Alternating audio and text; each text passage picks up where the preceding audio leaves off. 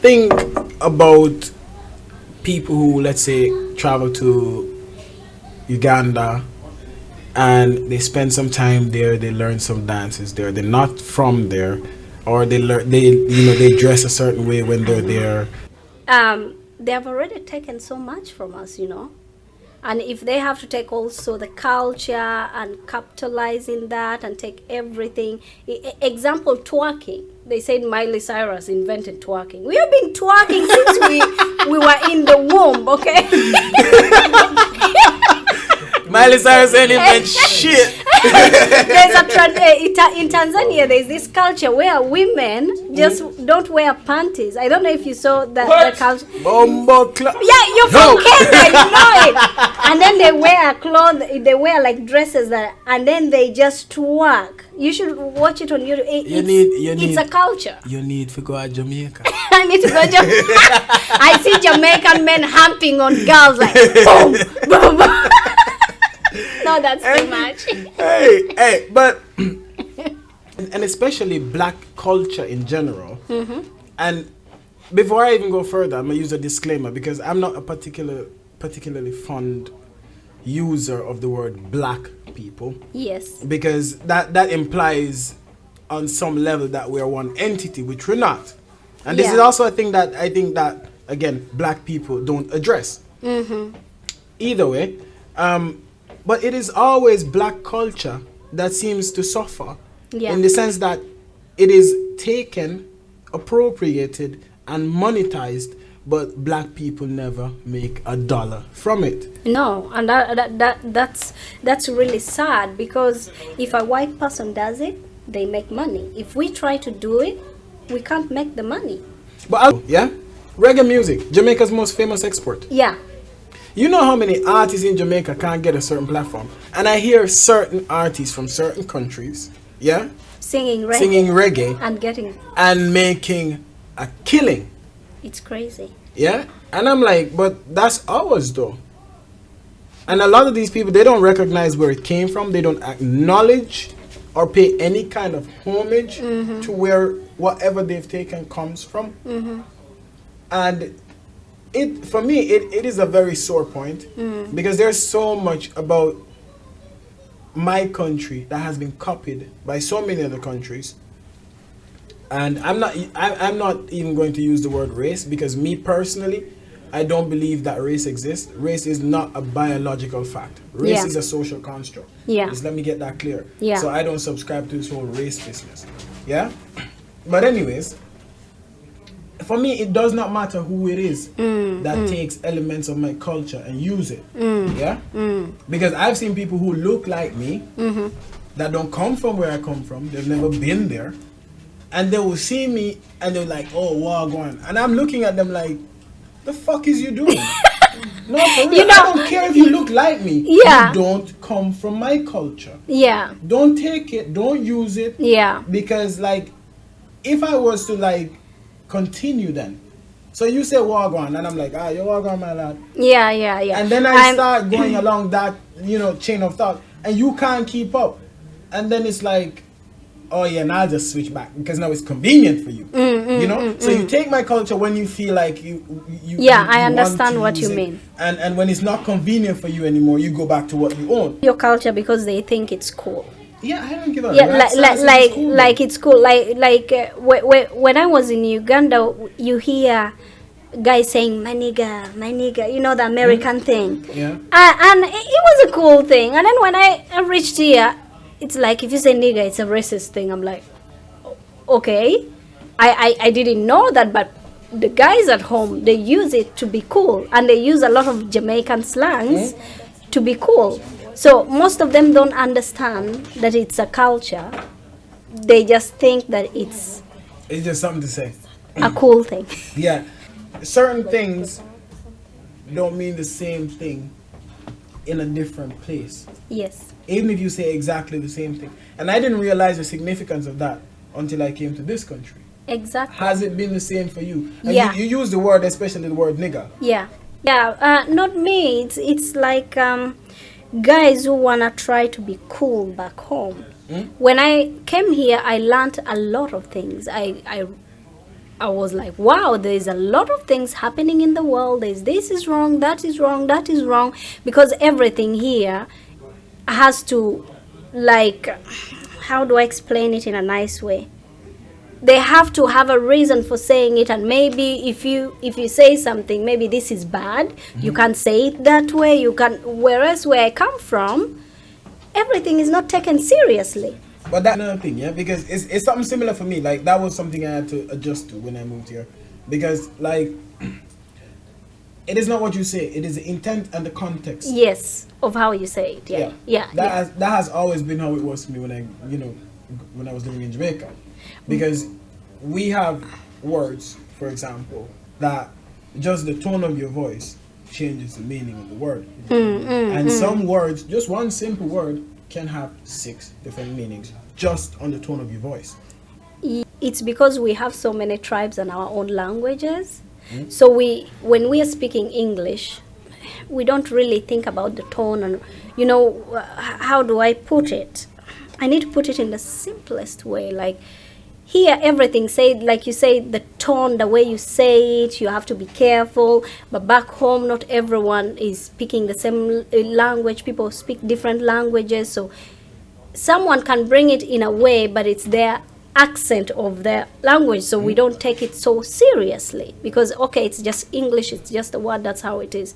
But here, everything you say, it has to be serious. Everything has to be a meaning. Oh, you can't say that. You have to say it like this. So it's a little bit hard for me to explain it for people to understand. I need to look for 2 things. One.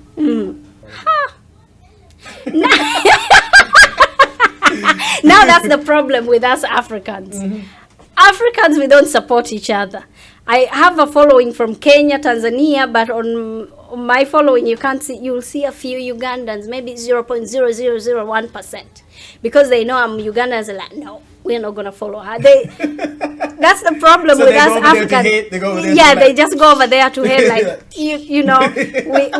they just look. We have this thing in Uganda that someone is hiding in the blanket and just looking, peeping. Just closes. so and in Uganda, people love too much drama. Okay. So if you're not a drama thing. No. So if you're not associated with too much drama and abusing and having all this, no one is gonna follow you because people love drama too much. Yeah, but I'm trying to go back to that. So you don't do drama. No.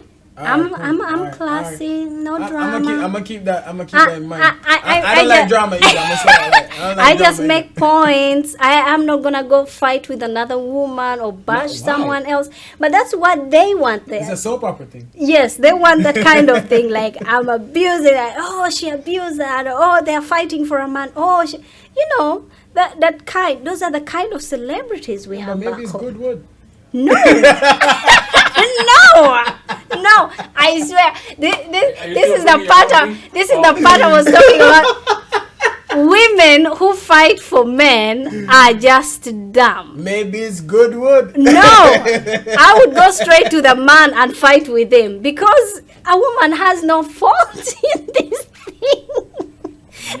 And some of them, their woods will be like a stick. I mean, for you as a black woman, and you address this somewhat with the TikTok video. Yes. Applying for a job. And it's funny because I'm gonna finish the question, but I had to just put this in there. Okay. It's funny, like when you gave this black woman a Swedish name and she came in and the look, I had a friend that went through something very similar because she's adopted. Yeah. And so she got a Swedish name. Yeah. She was adopted as a baby. Yes. And when she showed up, No, like. So it connected with me. It resonated with me different. Do you know that that's the reason why they changed the CV rules, that you have to put your picture on your CV? It makes it much easier to just sort it out. Because they have been having so many incidences with people coming, they think, okay, this is a Jensen, and comes full the Jensen. This is her opinion. and then Jensen doesn't look like Jensen. They're like, oh my God, we need to change the rules. This is taking too much time. And then, but did you know that you have to put your picture on the CV nowadays? I didn't know that. Yeah. Now you have to put your picture on the It's CV. facts? Yes. Oh shit, I didn't know that. If you don't have a picture on the CV, they don't even look at it. Now the rule is, if you're sending in your CV, your picture has to be on it. Okay. So that they will make sure they get rid of those Jensens who came looking differently. So even though you say, even though you change your name to Svensson, you're still going to be cut out. Again, full disclaimer: the opinions of this person are not necessarily those of this channel. Why would they tell you to put your picture on the CV then? I don't know. Exactly. Maybe they just want to see like who's. Shaba, listen, you don't have ugly But that's people on us. Listen, that's ugly people come behind the discrimination. channel and just pressing the dislike button. Nobody's ugly, I swear. It should be about your skills. What? Oh, wait. Nobody's ugly? No. What, you mean some people are just hard to look at? No, I believe that everybody is beautiful in a different way. Do you know a beautiful woman can come walking, and when they walk, open their mouth, you're like, okay, what's that? But that's facts. That's facts. And then you find someone doesn't look so nice, and when they speak, you're like, wow, they're I agree with beauty is from the inside. It's not from the outside. And even though outside some parts don't look, maybe I look nice in my face and my legs are crooked. I was about to say something. You know what? You know? Let me move on because like somewhere else. I wanna. Oh my God, that does thing turn crooked as well. See, I want to know, how do you think the future is looking for you as a black woman in Sweden? And especially an outspoken one with a large following. When we come here, the first time I came here, I'm like, oh, I want to do fashion, I want to do this. They're like, no, darling, you're going to get a cleaning job or take care of old people. That's what they always tell us. Cleaning or old people or what else? Working in restaurants or something, which is even rare because restaurants you have to clean also. So right now, actually, I want to shut down the stereotypes and I want to be the most successful businesswoman in Sweden, black woman. And I want to show people that no matter what happened with the CVs or whatever, if you're confident, you're going to get that job. You go there, you stand there, you be confident, you say, I am here. They will give it to you because these people love confidence. And for us, we take a step back every single time. I learned in this country that if you're not tough, you're not going to get it. If you're just there the African way, yes sir, yes sir, yes sir, nothing is going to happen. They'll just take advantage of that. But if you stand up and be yourself and be tough, call a spade, you're going to go through in this country. Okay. Most of us Africans... Do you think that we need some sense of equality, or do you see us on the path to equality, in your opinion? If you come to someone's house and you think you're going to be equal with them, that's a little teeny tiny bit difficult. So maybe they will try to make us equal, but we will never reach that equal. That's just the truth. If you put it like mother and let's say you have your family, someone else comes inside your house. And they demand that they want coming at my house. and they demand that they want the same equality as you do. No, please. Exactly. Please. So that's what I mean. They will try to have equality. They will just pretend to try to give you equality, but it's impossible. It's someone else's house. You see, in Uganda, we do a lot of mob justice. That's just the truth. We hear a thief, they kill him. We hear this. So when people come to our country, we are saying welcome, welcome, welcome.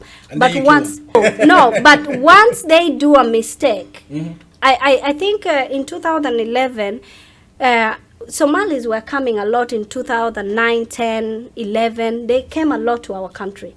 Then 2011, the Somalis bombed us. Do you know every citizen in Uganda was waking up, which Somalis here? Get out, get out. We threw all of them out of the country. I am to justify that. No, but I mean, you can't go to someone else's house and say, I want to be equal as you are. But let me put it to you like this, yeah? Yeah. And let me play devil's advocate just a little bit. Yeah? Don't you think it's more of a cultural thing than a legal thing? Because as far as I understand it, like the law does not support any form of discrimination. And if you feel like you are discriminated against, you have legal avenues. Yes. So don't you think it's more of a cultural thing? Or for discrimination. That people either one accept discrimination, or two are quick to call things discrimination, even if they're not. Yeah. Or three, there is discrimination ingrained in the culture. There is discrimination here. First of all, we are black people. They already put us down before we even come here. That's one discrimination that it will always be there. But don't some black people are too quick to cry discrimination as well? Yes, they are also too quick because we use that as an advantage to get what we want.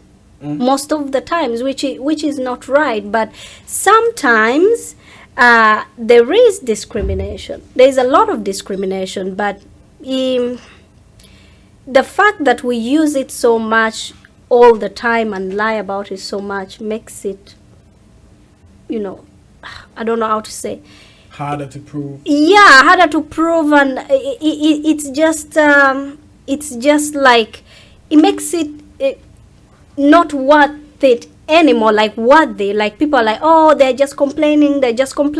So you have this one person faking it, and someone comes for real, and they won't even believe them because there's these people who are always using it. Boy who cried wolf. Yeah, the time. So the thing is, there is discrimination, but we just need to know how to stand up for ourselves. Okay. And if you come to someone else's house, try to respect how they run their things. Because some of us come here and want to change the culture. Well, that's not going to happen. Yeah, but that's what I mean. There are some people that I won't talk about. They come here and say, oh, we want it like this because this is how it's supposed to be. No, you can't come to my house and just decide, okay, now I'm going to, you're drinking milk every day. Now we should stop drinking milk because I said so, because I don't like the milk. You get what I mean? So that's really, you have to also look at these people that are really trying so much. We want equality. You come to someone's house, we want equality. We're talking about gay people, that's a totally different thing, but coming to someone's land and saying, we want it equal. Like you said, in your house, you would say, go away, right? It's just the same.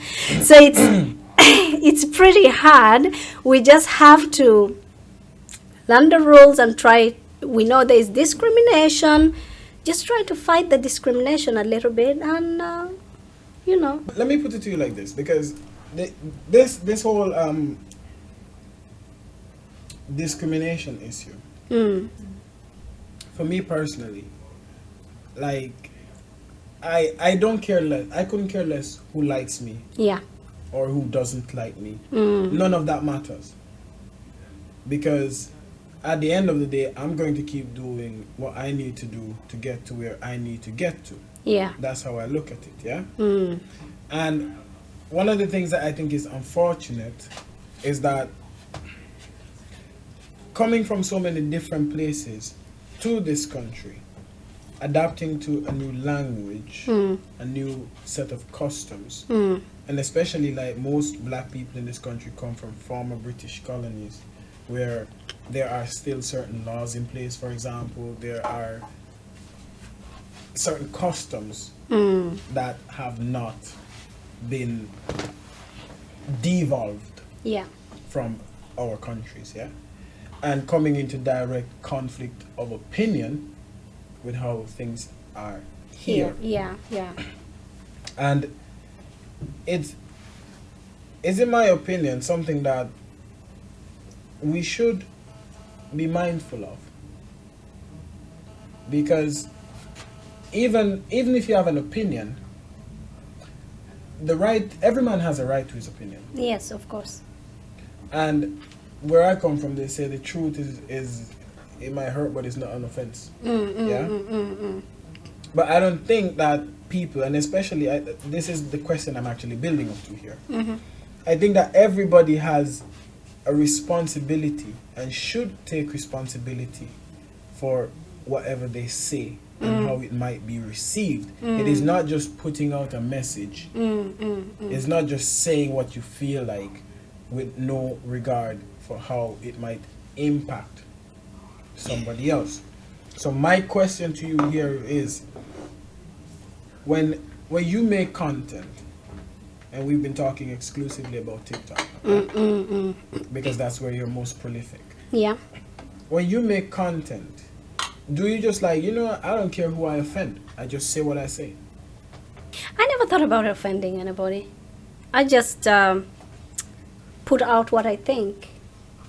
I put it out because of experience, like I told you earlier. I don't think, I just like to tell the truth, and I don't think that I ever thought that I was offending anybody. So it doesn't come from a place of malice? No. I remember one time one of my videos went viral with me having a bucket with rice, saying how I think about Swedish people. That one went viral. I think he had like 1.5 million views or something. I was like friendly. I put a little bit social, teeny tiny bit, because that's how I think. And I didn't think that I was going to offend anybody, because it's the truth. If like you said, the truth hurts sometimes, but someone is going to sit back and think about it and say, oh, it's actually true. They'll be mad a little bit, and they'll get over it. But I never thought that when I post something, I never think that I'm offending anyone. Okay. You're TikTok famous. No. Any plans to go into, YouTube? You have a YouTube channel, by the way? Yeah, I just started a YouTube channel now. Oh, look at that.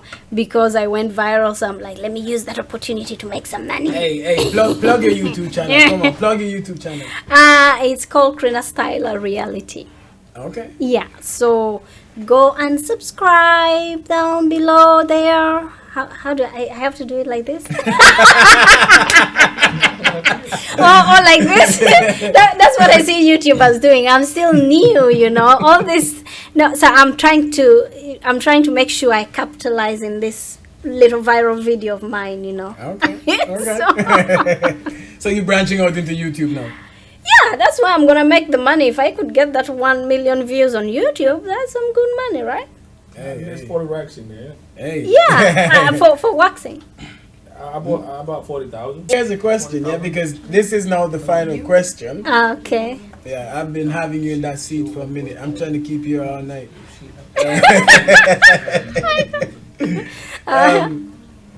We've had a couple of artists on the show. Yeah. People who are rappers and people who are producers, and creative people in general, yeah? Yeah.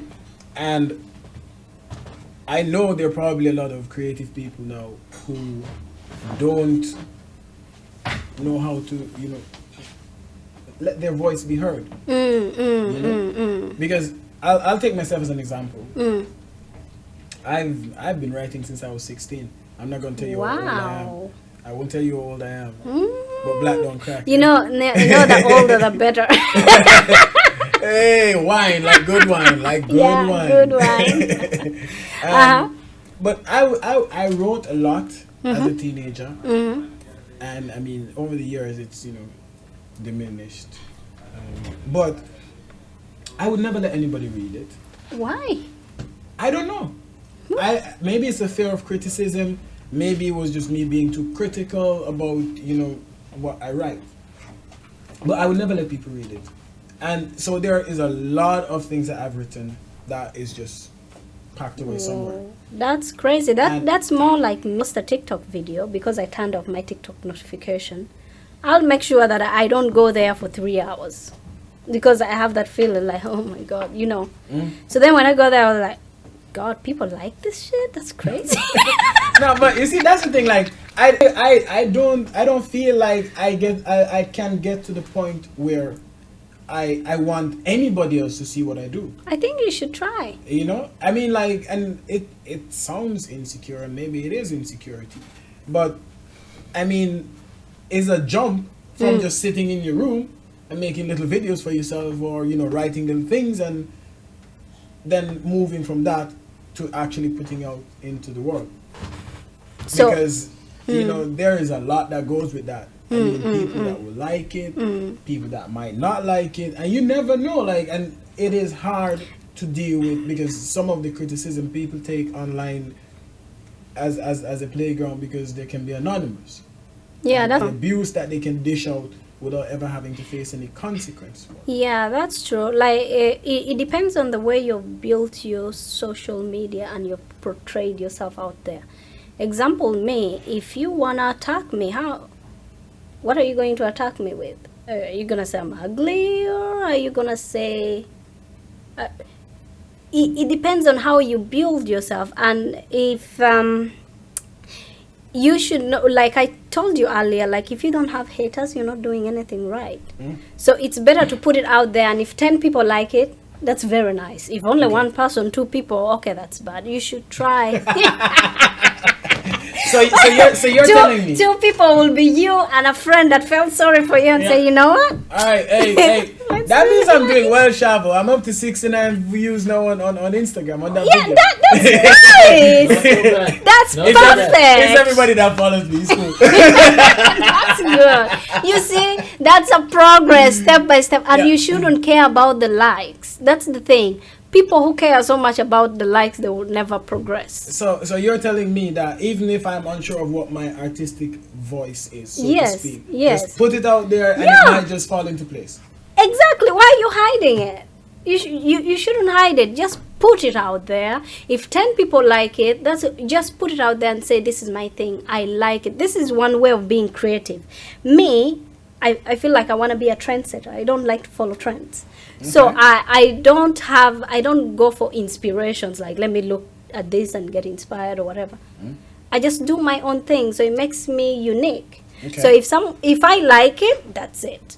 If nobody likes it, okay, that's your problem, but I like it. So most important is you have to like it. Once you like it, you shouldn't care about what anyone else says. And you will go boom, because then you're yourself, you're being original, you're being unique, you're just being you. That's what makes you grow. All right, cool. I need you to... Yeah. One of the things I've never been insecure about is how I dress. I put on what I like, that's it. Yeah, that's good. Example, my daughter, she's 10 years old. So, 10? Yeah. Wait, I'm gonna do the maths now. So here's the thing. My daughter. My son's 9 still. Oh, okay. So my 10-year-old, she started. Like we went shopping. So she wanted this hoodie, extra large. I'm like, why would you need an extra large hoodie? Say, no, mommy, I want the extra large hoodie. I was like, okay, I bought it. She was wearing that. She's wearing like extra big hoodies at school. Now, every kid at her school wants to have a hoodie. So she wears medium, extra large. She's a small girl, but she's having this style like with, street style. And she invented it herself. I'm like, just do you. As long as you don't go to school naked, just wear whatever you want to wear. So that made her so creative that now she's setting a trend at school. So I just let her, you want to wear an extra large hoodie down to your legs? That's your thing. She goes to school. She's so proud of herself. And then now she starts, like the hoodie you have, like your size, that's what she's wearing. She's 10. She's 10 Really? And then here is so big, and she's just pulling it up, and she's having her swag. I'm like, wow, okay. And then she will have skinny jeans, and then now she starts having these sports jogging pants going with it to school. I'm like, just do you. Because when I grew up, everything was limited. You can't do that, you can't do that, you can't do that, you can't do that. So if you do whatever you want to do, you can thrive. People would like you for who you are. And you create something for yourself that other people would like and start copying. That means you'll become a trendsetter. So bring your music out. If you love it, you love it. Don't care about who doesn't like it. As long as when you listen to it, you're like, man, I'm so good. All right. Are we going to close it out right there still, yeah? I should come back next time. And next time I come back, we are going to talk about sex. Hey, listen, by the way. Don't edit that part out. Hey, listen. No, listen. You see, you don't promise something, no. Because here's the thing. Yeah. For the summer, yeah?